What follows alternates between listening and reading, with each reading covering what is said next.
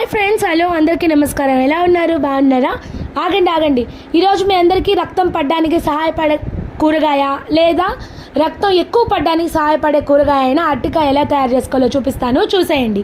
ముందుగా 3 అరటికాయల్ని 1/2 కేజీ అంతా శుభ్రంగా సన్నగా తరిగి ఉప్పు నీళ్ళల్లో వేసి పెట్టుకోండి. పొయ్యి మీద బాండలు పెట్టి 4 టేబుల్ స్పూన్ల నూనె, 1/2 స్పూన్ తిరగమాత గింజలు.